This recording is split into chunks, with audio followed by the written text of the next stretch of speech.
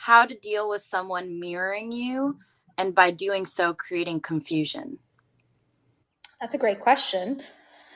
Um, I think that you deal with that by changing strategies, changing tactics. I think a really good negotiator, or cross examiner, or trial lawyer needs to know how and when to pivot. And so you have to pivot.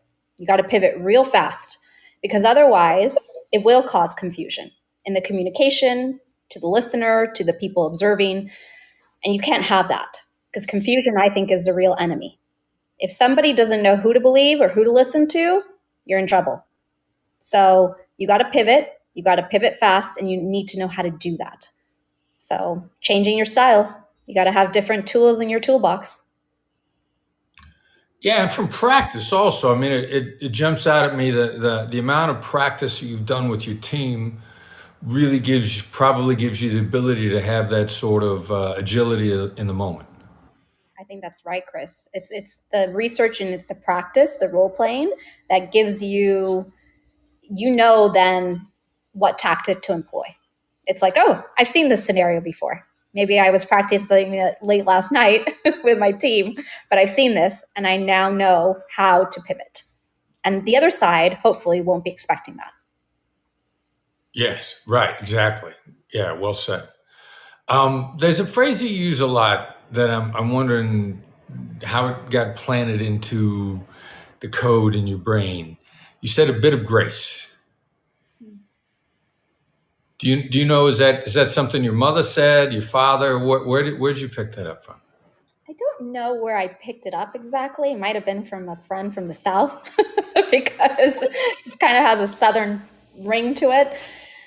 But I think it beautifully encaptures what we all should strive to be. Is to give each other, I think the world would be a better place, Chris, if we all just put ourselves in the other person's shoes. And that's what I mean by give each other a bit of grace. I think a lot of negotiations or conflicts could be resolved if we stopped and thought, how's this person viewing this? Yeah, amen. Amen. I like that a lot. That's very helpful. You have been fantastic. I admire so much about you as a professional. There's another thing that I'll throw out as we're winding down.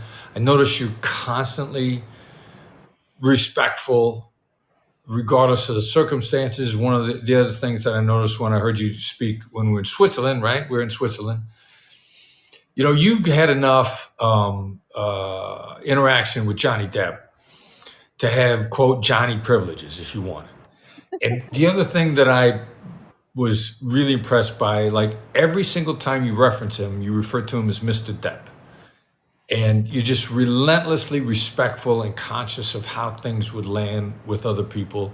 And I think that's a great way to live and to thrive and to have a wonderful life and do really well. And it draws people towards you. So this has been an absolutely delightful conversation. Thank you for making time to be with us today and sharing your wisdom and maybe planting little seeds in all of us where we're giving everybody else a bit of grace constantly. Chris, thank you so much for having me. Such a pleasure to be in the presence of a master and a really wonderful human being.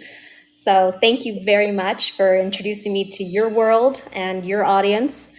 And I hope that somebody gleaned a little something or felt a little bit inspired, and maybe we'll buy that cup of coffee for the guy behind them.